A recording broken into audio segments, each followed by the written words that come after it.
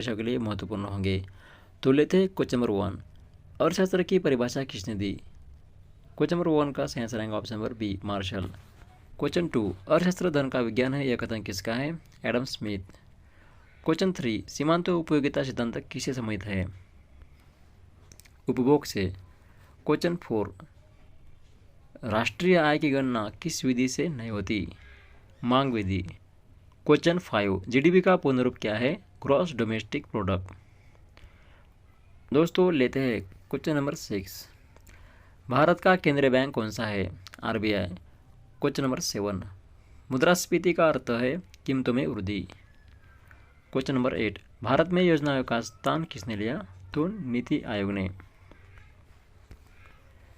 Question number 9, मांग का नियम किसने दिया? तो मार्शल ने। क्वेश्चन नंबर 10, भारतीय अर्थव्यवस्था किस प्रकार की है? तो मिश्रित। दोस्तों लेते हैं क्वेश्चन नंबर 11, मुद्रा का मुख्य कार्य क्या है? तो उपयुक्त सभी। क्वेश्चन 12, बेरोजगारी का प्रमुख कारण क्या है? जनसंख्या वृद्धि। क्वेश्चन 13, भारत में हरित क्रांति किससे संबंधित है? तो कृषि से संबंधित है। क्वेश्चन 14, कर टैक्स का मुख्य उद्देश्य क्या है? उपयुक्त सभी। 15, राजकोषीय नीति किससे संबंधित है? कर और व्यय से। 16, मौद्रिक नीति कौन बनाता है? आरबीआई। 17, भारत में सबसे बड़ा कर स्रोत कौन सा है? जीएसटी। क्वेश्चन नंबर लेते हैं 18, गरीबी रेखा का निर्धारण कौन करता है? नीति आयोग। क्वेश्चन 19, प्रति व्यक्ति आय इक्वल राष्ट्रीय आय डिवाइडेड जनसंख्या। क्वेश्चन नंबर लेते हैं 20, भारत में श्वेत क्रांति किससे जुड़ी है? तो श्वेत क्रांति जुड़ी है दूध से। क्वेश्चन नंबर लेते हैं 21, काला धन मुख्यतः किससे जुड़ा है? अवैध आय। क्वेश्चन 22, बजट घाटा क्या दर्शाता है? तो बजट घाटा दर्शाता है दोस्तों वे इक्वल आय, वे आय। दोस्तों लेते हैं क्वेश्चन नंबर 23, भारत में जीएसटी कब लागू हुआ? 2017 को। क्वेश्चन 24, मांग और पूर्ति के संतुलन से क्या निर्धारित होता है? तो मूल्य निर्धारित होता है। क्वेश्चन 25, आरबीआई की स्थापना कब हुई? 1935 में। क्वेश्चन लेते हैं 26, बैंक दर क्या है? आरबीआई द्वारा बैंकों को दिया गया ऋण। क्वेश्चन 27, भारत में सबसे अधिक रोजगार किस क्षेत्र में है? तो कृषि क्षेत्र में है। क्वेश्चन 28, सार्वजनिक क्षेत्र का स्वामित्व किससे पास होता है? तो सार्वजनिक क्षेत्र का स्वामित्व किसके पास होता है? तो सरकार के पास होता है। क्वेश्चन नंबर लेते हैं 29, विदेशी व्यापार में आयात का अर्थ है वस्तु मंगाना। क्वेश्चन 30, भुगतान संतुलन किससे संबंधित है? तो विदेशी लेन देन से संबंधित है। क्वेश्चन लेते हैं 31, गरीबी का मुख्य कारण क्या है? जनसंख्या वृद्धि। क्वेश्चन नंबर 32, मानव विकास सूचकांक एसडीआई किसके द्वारा जारी किया गया? तो यूएनडीपी द्वारा जारी किया गया। क्वेश्चन नंबर 33, पूंजी निर्माण का अर्थ है पूंजी का संचय। क्वेश्चन नंबर 34, मुद्रास्फीति का विपरीत क्या है? तो अपस्फीति। क्वेश्चन नंबर लेते दोस्तों 35, प्रत्यक्ष कर का उदाहरण है आयकर। 36, अप्रत्यक्ष कर का उदाहरण है जीएसटी। क्वेश्चन नंबर 37, भारतीय बजट कौन प्रस्तुत करता है? तो वित्त मंत्री प्रस्तुत करता है भारतीय बजट। क्वेश्चन नंबर 38, सेवा क्षेत्र में क्या शामिल है? बैंकिंग। क्वेश्चन नंबर 39, राष्ट्रीय आय में सबसे बड़ा योगदान किस क्षेत्र का है? तो सेवा क्षेत्र का। क्वेश्चन नंबर लेते हैं 40, न्यूनतम समर्थन मूल्य एमएसपी किसके लिए होता है? किसान के लिए। क्वेश्चन नंबर 41, मौद्रिक नीति का उद्देश्य क्या है? मूल्य स्थिरता, रोजगार विकास, ऊपर तो सभी। क्वेश्चन नंबर लेते हैं 42। भारतीय अर्थव्यवस्था में योजना अवधि कितने वर्ष की होती है? तो 5 वर्ष की होती है। Question number 43। पहली पंचवर्षीय योजना किस वर्ष शुरू हुई? 1951। 44 लेते हैं। सीमांत लागत क्या है? तो सीमांत लागत है अतिरिक्त इकाई की लागत। 45। अर्थशास्त्र का जनक किसे कहा जाता है? एडम स्मिथ को। क्वेश्चन 46। राष्ट्रीय आय की गणना में किसे शामिल नहीं किया जाता है? तो राष्ट्रीय आय की गणना में शामिल नहीं किया जाता है स्थानांतरण भुगतान को। क्वेश्चन नंबर लेते हैं 47। बेरोजगारी का वह प्रकार जिसमें व्यक्ति काम करना चाहता है पर काम नहीं मिलता, वो अनिच्छुक होता है। Question number 48। भारत में सबसे अधिक निर्यात किसका होता है? तो पेट्रोलियम उत्पाद का। दोस्तों लेते हैं क्वेश्चन नंबर 49। बजट भाषण कहाँ दिया जाता है? लोकसभा में। क्वेश्चन 50। विदेशी मुद्रा भंडार किसके पास होता है? आरबीआई के पास होता है। क्वेश्चन नंबर 51 लेते हैं। मांग बढ़ने पर सामान्यतः क्या होता है? तो मांग बढ़ने पर सामान्यतः कीमत बढ़ती है। Question number 52। प्रवृत्ति बढ़ने पर क्या प्रभाव पड़ता है? तो कीमत घटती है। क्वेश्चन नंबर लेते हैं 53। नीली क्रांति किसे संबंधित है? तो मत्स्य पालन से नीली क्रांति संबंधित है। दोस्तों लेते हैं क्वेश्चन नंबर 54। पीली क्रांति का संबंध है तिलहन से।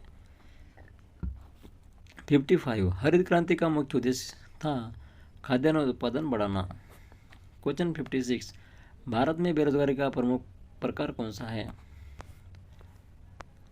तो संरचनात्मक प्रकार है। क्वेश्चन लेते हैं 57। आर्थिक विकास का सर्वोत्तम मापक क्या है? तो जीडीपी। क्वेश्चन 58। आरबीआई का मुख्यालय कहाँ स्थित है? तो मुंबई में स्थित है। दोस्तों लेते हैं क्वेश्चन नंबर 59। विश्व बैंक का मुख्यालय कहाँ स्थित है? तो वाशिंगटन डीसी में स्थित है। क्वेश्चन 60। आईएमएफ की स्थापना किस वर्ष हुई? 1944 में आईएमएफ की स्थापना हुई। क्वेश्चन 61। प्रति व्यक्ति आय किसका सूचक है? तो प्रति व्यक्ति आय जीवन स्तर का सूचक है। दोस्तों लेते हैं क्वेश्चन नंबर 62। सरकारी व्यय किस नीति का भाग है? तो राजकोषीय नीति का भाग है। क्वेश्चन नंबर लेते हैं 63। कर चोरी से क्या उत्पन्न होता है? तो कर चोरी से उत्पन्न होता है काला धन। दोस्तों लेते हैं क्वेश्चन नंबर 64। उत्पादन के कारकों की संख्या कितनी है? तो 4 है। क्वेश्चन नंबर लेते हैं 65। भूमि का प्रतिफल क्या कहलाता है? तो किराया कहलाता है। दोस्तों लेते हैं क्वेश्चन नंबर श्रम का प्रतिफल कहलाता है। क्वेश्चन नंबर लेते हैं 66। श्रम का प्रतिफल कहलाता है मजदूरी। दोस्तों लेते हैं क्वेश्चन नंबर 67। पूंजी का प्रतिफल क्या कहलाता है? तो ब्याज कहलाता है। क्वेश्चन नंबर लेते हैं 68। संगठन का प्रतिफल क्या कहलाता है? तो संगठन का प्रतिफल कहलाता है लाभ। Question number 69। राष्ट्रीय आय का अध्ययन किसके अंतर्गत आता है? तो समष्टि अर्थशास्त्र के अंतर्गत। Question number 70। व्यक्तिगत उपभोक्ता व्यवहार का अध्ययन है सूक्ष्म अर्थशास्त्र कहलाते हैं। क्वेश्चन नंबर लेते हैं 71। सेवा कर अब किस में शामिल है? तो जीएसटी में शामिल है। Question number 72। भारत की श्रेणी का देश है? विकासशील श्रेणी का देश है भारत देश। क्वेश्चन नंबर लेते हैं 73। अमेरिका की श्रेणी का देश है? तो विकसित। Question number 64। आय असमानता का मुख्य परिणाम क्या है? गरीबी सही आंसर होगा। क्वेश्चन नंबर लेते हैं 75। मूल्य नियंत्रण किसके द्वारा किया जाता है? तो सरकार द्वारा किया जाता है। Question number 66। सार्वजनिक वस्तु का उदाहरण कौन सा है? सड़क। Question number 77। निजी वस्तु का उदाहरण कौन सा है? तो कार है। निजी, दोस्तों यहाँ पे पूछा गया था निजी वस्तु का उदाहरण कौन सा है, तो निजी वस्तु का उदाहरण कार है। क्वेश्चन नंबर 77 का सही आंसर रहेगा ऑप्शन नंबर सी, कार। दोस्तों लेते हैं क्वेश्चन नंबर 78।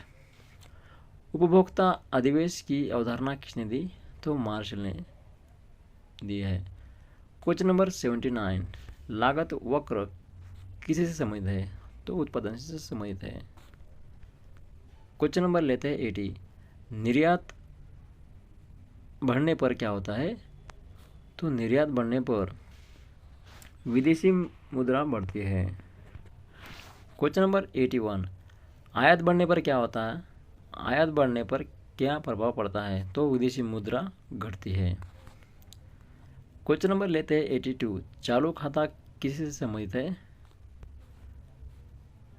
तो चालू खाता व्यापार से संबंधित है। क्वेश्चन नंबर लेते हैं 83। पूंजी खाता किससे संबंधित है, तो पूंजी खाता निवेश से संबंधित है। Question number 84। घाटे का बजट किसे कहते हैं, तो वे ग्रेटर देन आय।